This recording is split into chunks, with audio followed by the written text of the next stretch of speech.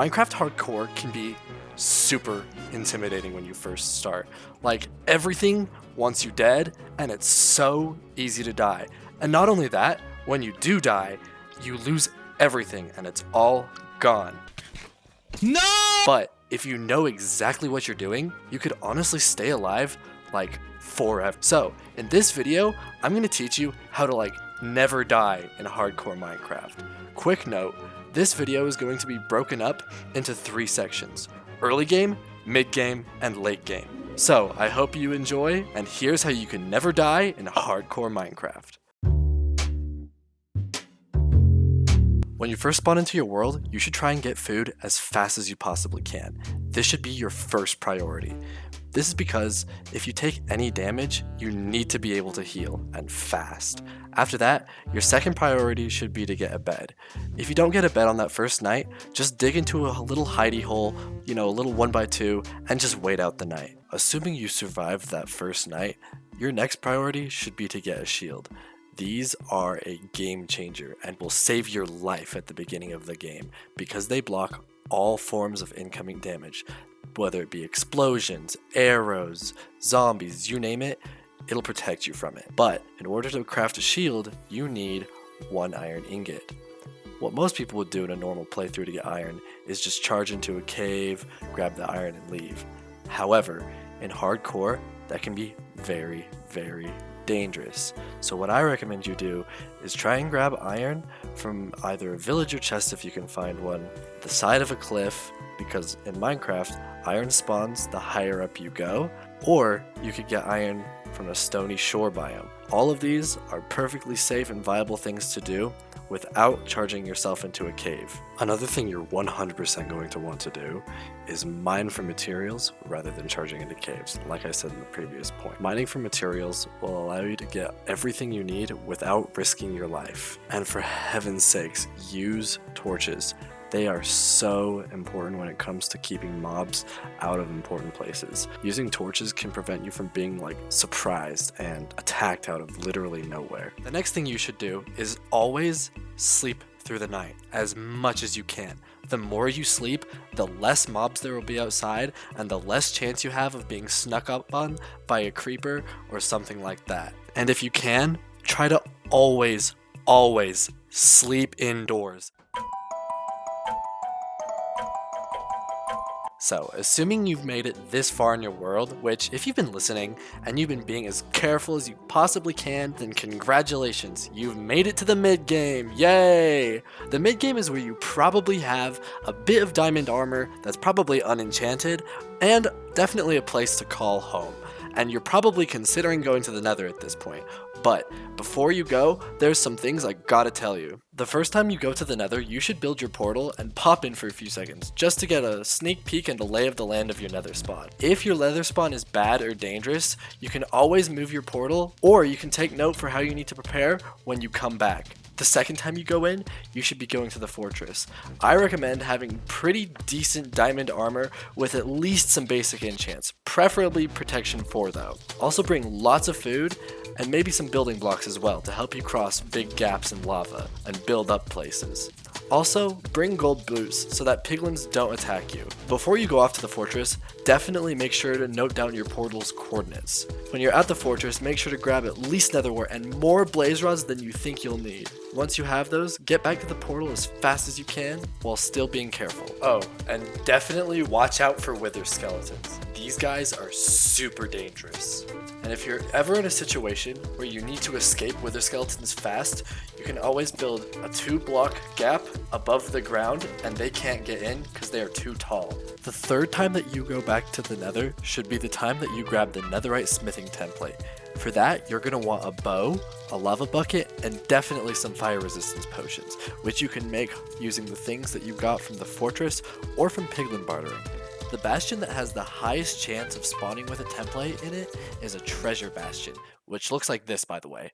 When you show up, use a bow from a distance to take out the piglin brutes or dump lava on them from above. This is where your fire resistance potions come in really handy, because you can swim in the lava and the piglins won't be able to get to you. It kinda acts as sort of a shield. Also, wear your full armor so you can get as much protection as possible, because the piglins will get aggroed when they see you attacking brutes, which you're gonna do a lot. Also, two things to keep in mind is that 1, piglin brutes do not respawn, so once you kill them, they cannot come back. And 2, they will always spawn around treasure, or gold, so that's where you can expect to find them. Once you have the upgrade template, you can start mining for netherite. I'm assuming that most of you who have gotten this far know how to do this already, but I am taking the time to mention it because of just how dangerous it can be, especially if you're not being careful. If you're using TNT to mine, make sure you are far away from the explosions when they go off. And if you are using beds, make sure there is always a block between you and your feet. And definitely make sure to bring fire resistance potions too, because there's usually a lot of lava involved in mining netherite.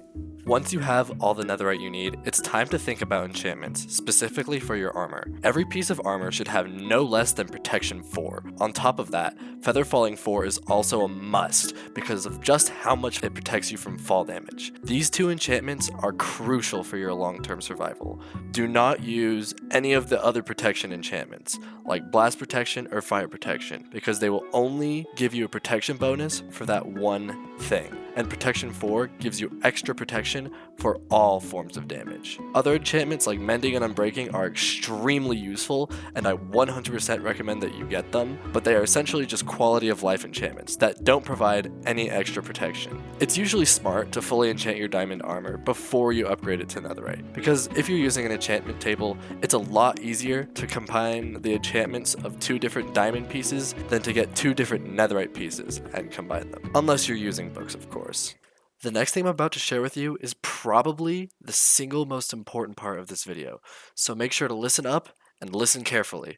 The Totem of Undying is probably the most important part of hardcore survival, but getting it can be pretty tricky and extremely dangerous. The worst possible thing you can do to get them is to try and fight a raid by hand. Some of the most deadly mobs in hardcore are involved in raids, so you do not want to be dealing with them at all at this point. Instead, what you should do is to build a very simple raid farm like this, where the raiders fall down a hole and die without you ever having to fight them. This way, you can still get totems without putting yourself in danger.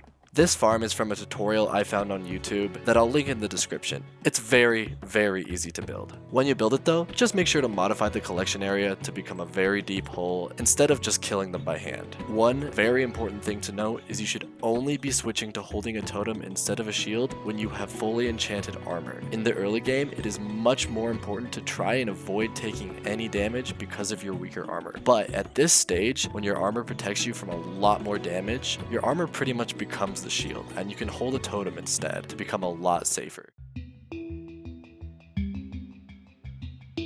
Congratulations, you've made it to the late game. Yippee! At this point, you're probably going to kill the dragon, or you've already killed it. A few really quick tips for killing the dragon: make sure to bring slow falling potions, golden apples or enchanted golden apples, and watch out for the end crystals when you break them. They can kill you really easily. But once you've done that, you're not home free yet. There's still a lot of things that could send you to the game over screen if you're not careful. My first and biggest tip for late game survival is to always hold a totem. If you don't hold a totem, you put yourself at major risk of being caught off guard and losing your world. Always carry an extra totem too. I always like to keep my extra totem in this inventory slot so that when I open up my inventory, my mouse is immediately on that totem and I can switch it instantly. Next, always wear your chestplate unless you are flying. Taking off your chestplate takes away a huge amount of protection. All of the hardcore deaths I have had, and most of them that I have seen, have been when the person wasn't wearing their chestplate. And also, be careful of flying your elytra into walls or hitting the ground too hard. But even though your armor is really powerful, there are some mobs in the game that you just do not want to underestimate. These mobs are the Vindicator, Evoker, Vex, Ravager, and Piglin Brutes, and especially the boss mobs. and under no circumstances should you be messing with the Warden unless you know exactly what you are doing. The Warden is hyper lethal, because even with full protection for netherite armor and a totem, it only took 5 hits to kill me. It also has the sonic attack, which negates shields and armor, and goes through walls, so don't mess with it. Also beware of large groups of less dangerous mobs, because their damage can quickly stack together, putting you in a bad situation. Oh, and iron golems too. Those guys can really pack a punch. The last big tip I have is to be careful around farms and grinders. Some of these can involve huge amounts of mobs, which can lead to entity cramming, or explosives, which can kill you really fast if you're not paying attention. Also, one more thing you can do is to watch other people's hardcore deaths or hardcore death compilations on YouTube, and just watch to see how they die, and make sure that you avoid that in your own playthrough. It really helps out. Anyway, if you watched this far into the video, thank you so much. This video took a long time to make, and I really appreciate you watching this far. If you've died in hardcore, or if you've played hardcore before, I want to know, what's the worst way you've died? Let me know in the comments. Also, if there's any other tips or things you'd like to add, please let me know. I want other people to see those too, so they can learn. Anyway, thank you so much for watching, and have a great day.